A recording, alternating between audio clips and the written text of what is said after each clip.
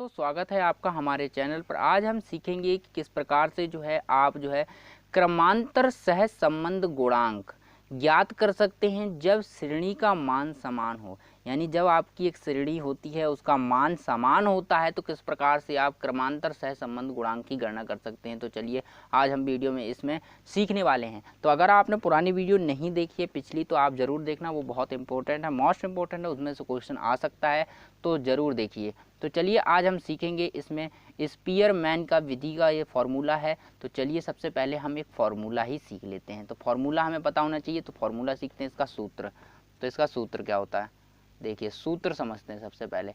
यानी क्या होता है, सूत्र समझते हैं। क्या है हमारा सूत्र, ये देखिए आर जो होता है आर के इक्वल टू होता है 1।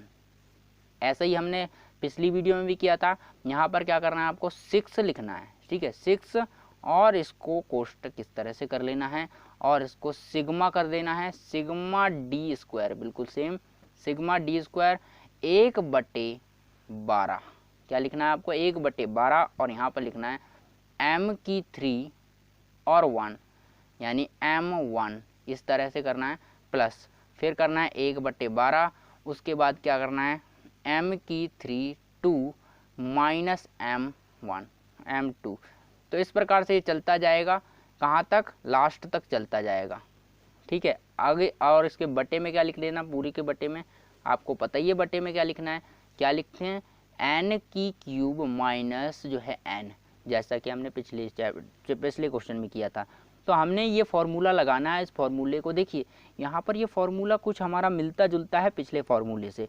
तो हमें यहाँ पर क्या किया, हमने यहाँ पर देखिए उस फार्मूले में क्या होता था, 6 का गुणा सिग्मा डी से करते थे, ये बटे में होता था, और ये चीज़ एक्स्ट्रा आ गई इस फार्मूले में। तो इसमें क्या होता है, हम वही फार्मूला लगा रहे हैं, लेकिन हम कब लगा रहे हैं, जब श्रेणी का मान समान हो। तो इस फार्मूले को इस प्रकार से लगाना पड़ता है। किस प्रकार से, 1/12 m m की 3 कर देंगे, और यहाँ पर m क्या होता है, उन मदों की संख्या जिनके मान समान होते हैं। ऐसी मदों की संख्या होती है जिनके मान समान होते हैं, उसे m कहते हैं। तो चलिए हम एक क्वेश्चन करते हैं जिसमें आपको बेहतर समझ में आएगा, ठीक है। तो चलिए क्वेश्चन शुरू करते हैं। यहाँ पर एक क्वेश्चन लिख लेते हैं, सांख्यिकीय अंक हैं, यानी सबसे पहले हम लिख लेते हैं, यहाँ पर अंक दे रखे हैं, अंक क्वेश्चन में। उसके बाद है यहाँ पर अर्थ सांख्यिकी में अंक, यहाँ पर एक और अंक दे रखे हैं, और भी अंक हैं। तो मान लीजिए एक सब्जेक्ट के अंक हैं, ये दूसरे सब्जेक्ट के अंक है, 2 अंक दे रखे हैं।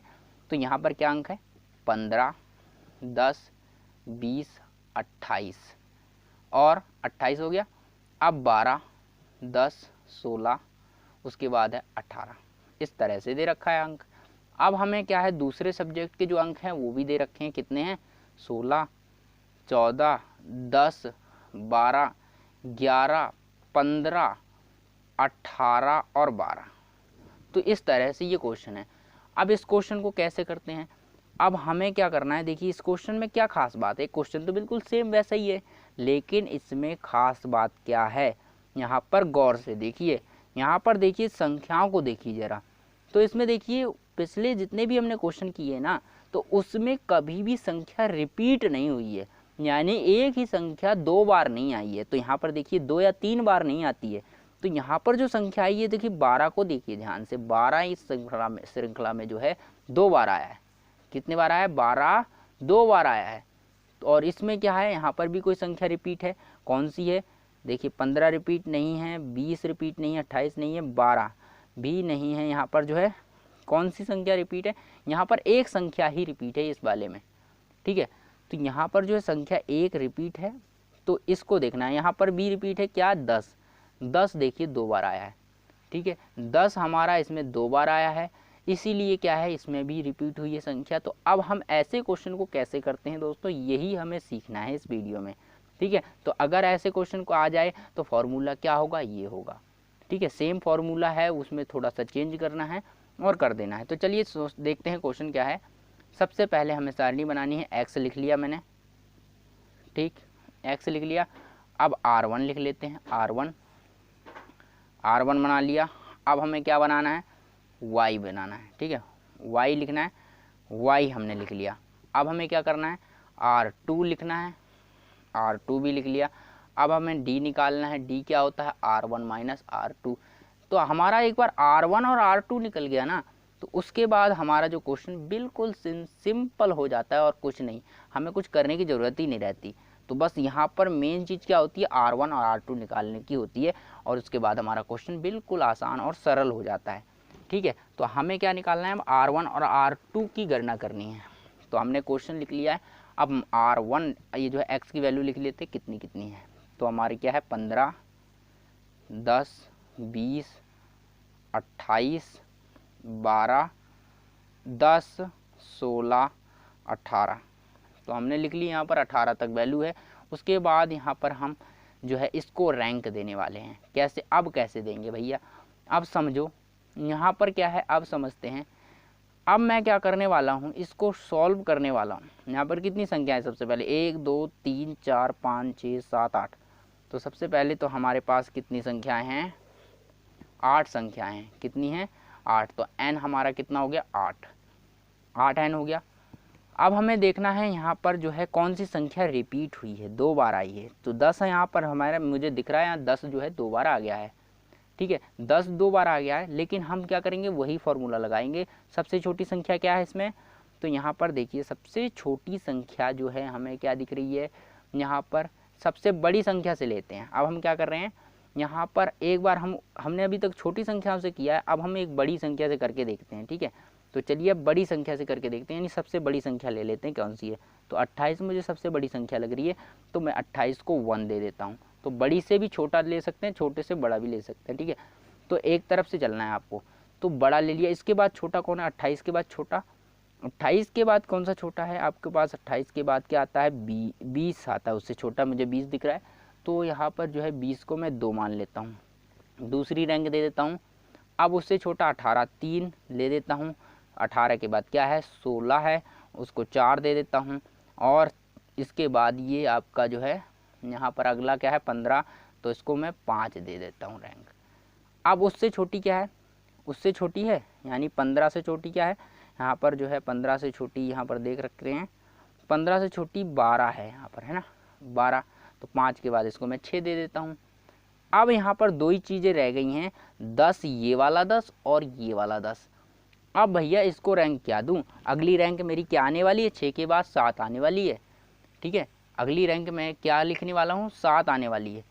तो ऐसा करते हैं, 7 और 8 यानी 2 संख्याएं होंगी। अगर मैं इसको एक है तो 7 दूंगा या 8 दूंगा। तो ना तो मैं इसको 7 दे रहा हूँ, ना इसको 8 दे रहा हूँ, मैं बीच की संख्या दे रहा हूँ। यानी मैं इसको क्या करूँगा? 7.5 और इसको भी वही संख्या दे दूंगा 7.5। ठीक है, यानी मैं क्या करने वाला था, यहाँ पर जो 10 है और ये 10 है, इसको मेरे को अगर अलग अलग संख्या होती तो क्या करता? मैं यहाँ 7 लिखता, अगली 8 लिखता। तो अगर एक संख्या एक समान संख्या है तो आप क्या करेंगे? यानी जो संख्या लिखने वाले हैं आप, यानी 8 और 7 लिखेंगे ना, 8 और 7, तो वो जो बीच की संख्या है उनकी, यानी 8 और 7 के जो बीच की संख्या है, यानी 8 और 7 के जो बीच की संख्या है उसे आप दे देंगे, यानी 7.5 लिख देंगे। ठीक है, 7.5 लिखने, ना तो 10 का, ना तो उसका, ना इसका। तो आपको क्या लिखना है? 7.5 लिख देना है। तो इस प्रकार से आप लिख देंगे। तो हमने इसकी रैंक दे दी। क्या लिख दी? रैंक दे दी।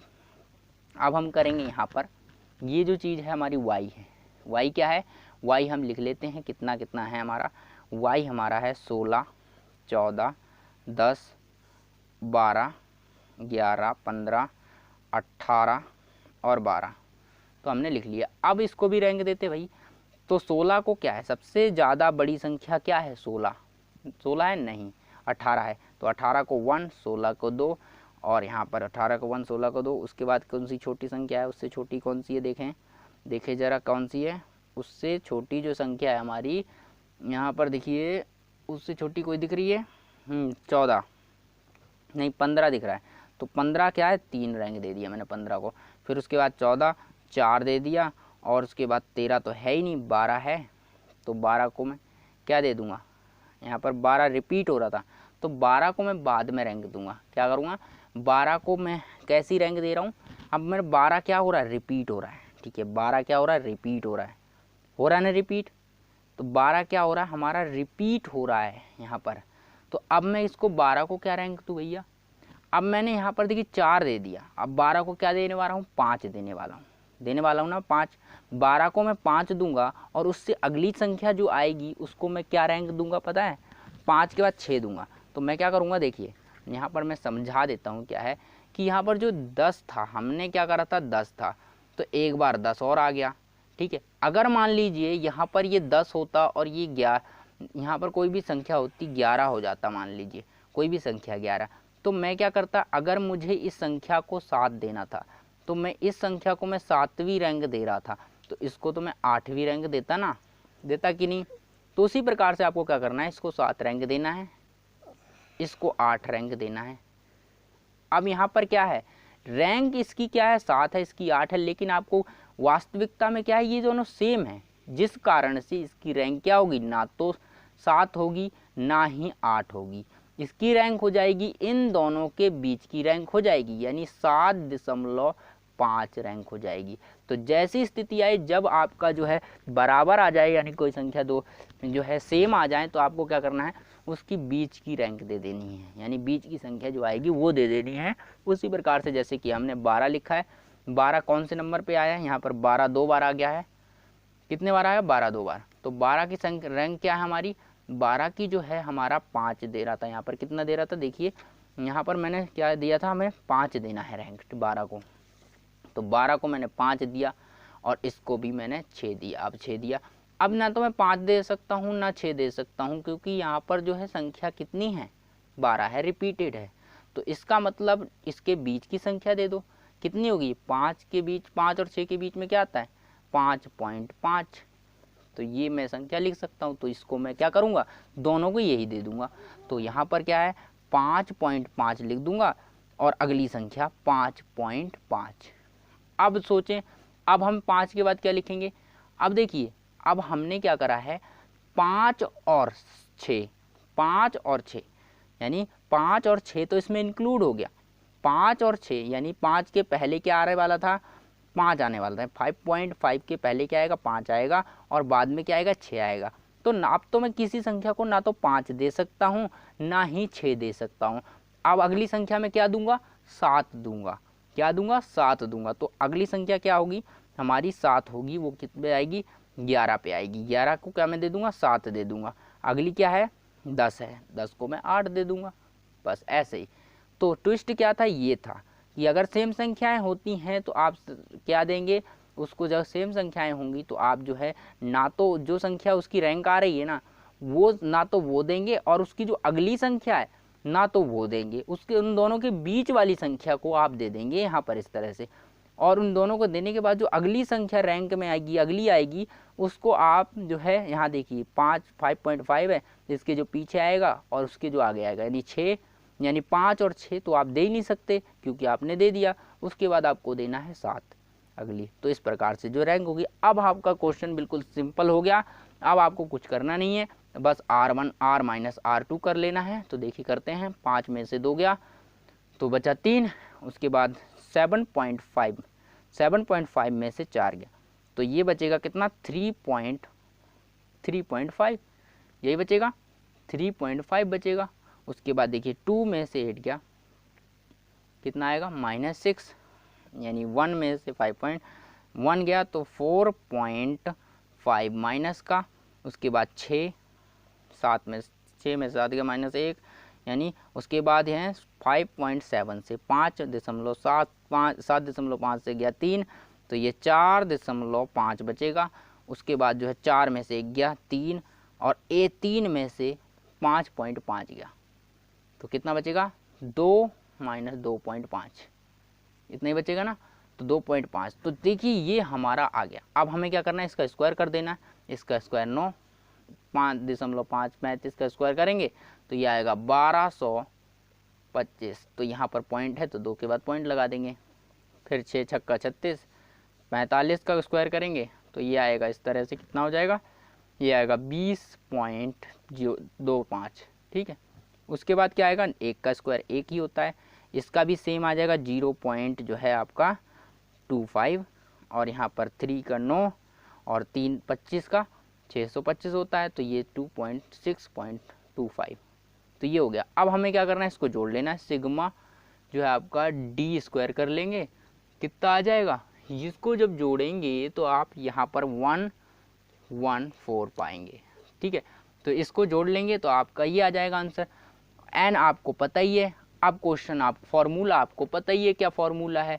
ठीक है, फॉर्मूला आपको क्या पता है, फॉर्मूला आपको पता ही है कौन सा फॉर्मूला लगाना है ना। तो चलिए फॉर्मूला लगाते हैं हम, फॉर्मूला लिखते हैं। क्या फॉर्मूला हमारा, फॉर्मूला हमारे पास है R1। ठीक है, क्या था, आर के इक्वल टू, क्या था, आर के इक्वल टू हमारा था 1 - 6 जो है सिग्मा डी स्क्वायर प्लस 1/12 में एम की 3 यानी एम की 3 1m1, और इसके बाद प्लस में आएगा 12, फिर उसके बाद क्या है एम की 3 2 - m1।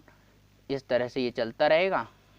ठीक है, इस तरह से चलता रहेगा, और बट्टे में क्या आएगा n की 3 - n, ये आ जाएगा। तो हमने क्या कर लिया, फॉर्मूला लगा लिया, हमने क्या करा, फॉर्मूला लगा दिया। और अब हमें करना है सॉल्यूशन इसका। तो हम क्या करेंगे, अब इसमें हम वैल्यू रखेंगे, क्या रखेंगे, वैल्यू रखेंगे, वैल्यू रख देते हैं। चलिए, तो अब हमें क्या करना है, वैल्यू रखनी है सीधी सीधी 1। तो यहाँ पर क्या होगा, आर के 1 की वैल्यू तो 1 ही है, 6 का 6 आएगा, सिग्मा डी ये कितना निकाला हमने 144, तो ये क्या होगा हमारा 114 निकाला है, तो 114 लिख देंगे। उसके बाद प्लस कितना आ जाएगा, प्लस आप लिखेंगे, कितना होगा प्लस आपका यहाँ पर जो है, जैसे इसमें आपको क्या करना है, प्लस लिखना है। ठीक है, क्या लिखना है, प्लस लिखना है। तो आप यहाँ पर बिल्कुल सेम टू सेम 12, और m आपका क्या है, m आप यहाँ पर ये जो m है, मैंने आपको पहले ही बताया था शुरू में, m क्या होता है, m जो रिपीटेड संख्या होती है उसे m कहते हैं। जो यहाँ पर रिपीट करिए वो संख्या आपकी n है। ठीक है, सॉरी m है। तो हमें क्या करना है, रिपीट वाली संख्या m है हमारी, तो 2 बार रिपीट हुई है, तो 2 बार हम 12 बट्टे ऐसे करेंगे। तो m क्या है हमारा, m का क्यूब, m कितनी थी हमारी, m हमारी रिपीट हुई थी ना, तो हमारी कौन कौन से m क्या लिखेंगे, हम m क्या लिखेंगे, बताइए m क्या लिखेंगे, m हमारी जो संख्या थी वो रिपीट हुई थी, कितने स्तर पर आई थी, तो m हमारा क्या था हमारा, तो यहाँ पर m जो हो जाएगी, जो m हमारा कितना निकलेगा भाई ये बताइए, तो m जो निकलेगा वो होगा आपका यहाँ पर 2 की पावर 3 -2 और प्लस 1/2 एंड 2 3 -2, इस तरह से ये हो जाएगा। और बटे में आ जाएगा आपका कितना, बटे में आपका आ जाएगा यहाँ पर n - n, जैसा कि आपको पता है कि n कितना था हमारा 8 का स्क्वायर -8, तो ये आ जाएगा। तो इस तरह से हो जाएगा। अब देखिए यहाँ पर m क्या था हमारा, m निकल के आ गया 2, m कितना आ गया 2, क्यों 2 क्यों आया m, क्योंकि हमारे पास रिपीटेड संख्या है। 2 क्यों आया, क्योंकि यहाँ पर 2 बार 2 संख्याएं रिपीट हुई हैं, 2 संख्याएं रिपीट हुई हैं, इसलिए m हमने 2 लिखा है। क्या लिखा है, m हमने 2 लिखा है, क्योंकि 2 संख्याएं रिपीट हुई हैं। ठीक है, इसलिए हमने m लिखा है। तो अब इसको सॉल्व करना है बस, तो चलिए सॉल्व करते हैं। यहाँ पर क्या है, 1 लिखेंगे और यहाँ पर 6, और इसको सॉल्व कर लेते हैं, फटाफट सॉल्व कर लेते हैं। यानी 6 यहाँ पर वर्गमूल 100, यहाँ पर सॉरी 114 प्लस 12, और ये जो है इसका कितना हो जाएगा 8, 8 में से 2 गया 6, कितना होगा 6। ठीक है, उसके बाद प्लस 1 12, और ये भी 6 हो जाएगा, 6 कम 6 6 दूनी 12, और 6 कम 6 6 दूनी 12, और इस तरह से इसको सॉल्व करेंगे।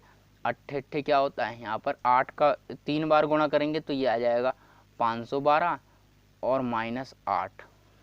ठीक है, अब हम देखते हैं यहाँ पर -1, और यहाँ पर देखिए कट गया ये।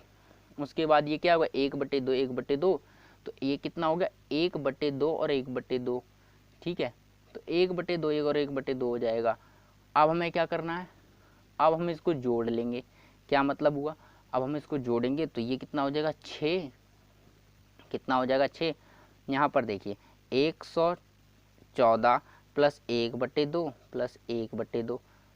ठीक है, इस तरह से हो जाएगा कुछ। यहाँ पर कितना हो गया, इसको घटा लेंगे तो ये हो जाएगा आपका 500 कितना हो गया 504 हो गया। उसके बाद हम क्या करेंगे 1 माइनस 6। अभी इसको जोड़ते हैं, यहाँ पर इसको सॉल्व करते हैं। चलिए, तो जब इसको सॉल्व करेंगे तो आपको 6 वर्गमूल 115 आ जाएगा और यहाँ पर कितना है 504 है ही। तो ये कैसे आया, यहाँ पर आप इसको सॉल्व करेंगे ये कितना हो जाएगा, यानी यहाँ पर 1/4 हो जाएगा।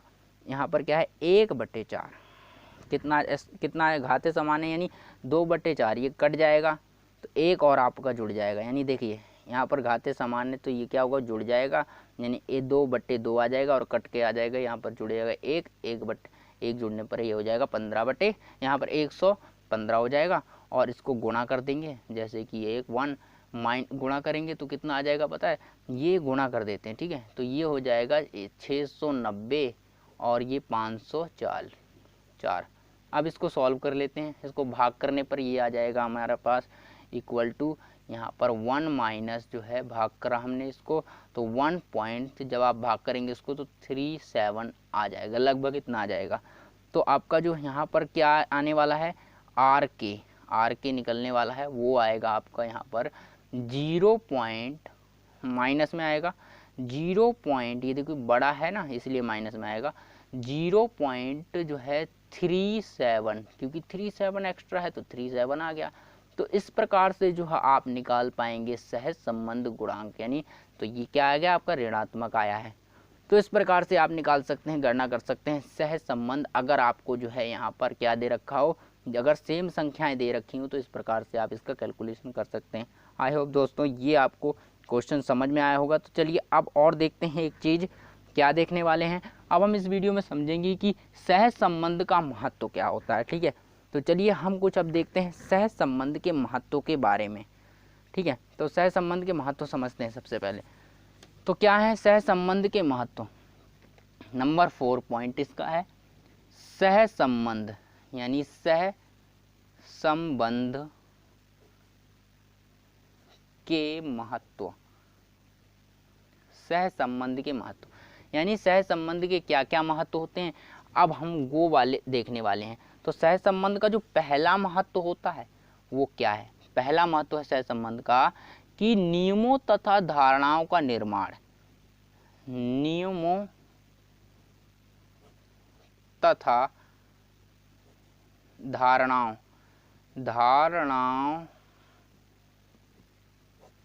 का निर्माण, ठीक है, नियमों तथा धारणाओं का निर्माण। तो क्या होगा, सहज संबंध के महत्व की बात करें तो सहज संबंध में क्या होता है, कुछ नियम होते हैं तथा धारणाएं होती हैं, उनका निर्माण होता है। ये सह संबंध क्या करता है, नियमों तथा धारणाओं का निर्माण करता है।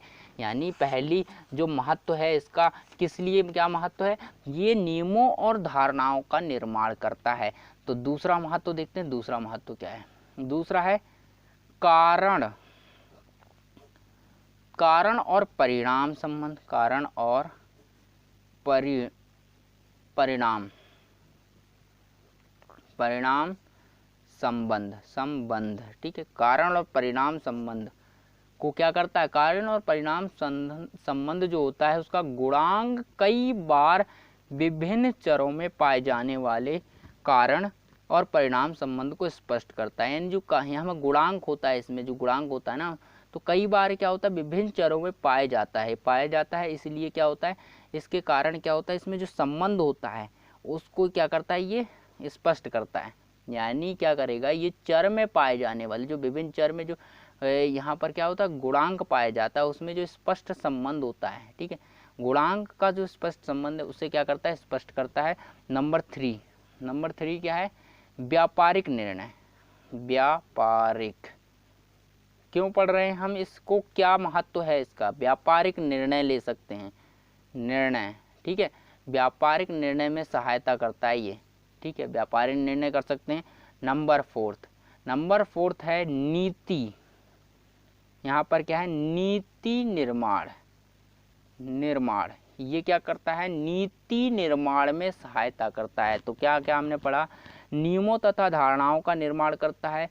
सह संबंध का क्या महत्व होता है, नीतियों तथा जो है यहाँ पर निर्माण करता है, नीतियों और धारणाओं का, नियमों तथा धारणाओं का निर्माण करता है, कारण तथा परिणाम में संबंध स्पष्ट करता है, व्यापार में व्यापारिक निर्णय लेने में सहायता करता है और नीतियों का निर्माण करता है।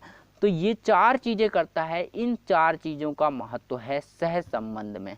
तो दोस्तों अब बताइए आपको ये वीडियो कैसा लगा। अच्छा लगा तो लाइक करें, कमेंट करें और दोस्तों इस वीडियो को अपने दोस्तों के साथ शेयर करें ताकि जो है इस वीडियो का बेनिफिट उन्हें भी मिल सके। दोस्तों आपको कुछ नहीं करना, आपको वीडियो को शेयर करने हैं और अगर आपने अभी हमारे चैनल को सब्सक्राइब नहीं किया तो कर लीजिए, जल्दी से बेल आइकन भी दबा दीजिए ताकि आपको जो है वीडियो समय पर मिलती रहें, नोटिफिकेशन मिलती रहे। तो चलिए फिर मिलते हैं हम अगले चैप्टर में अगले टॉपिक के साथ।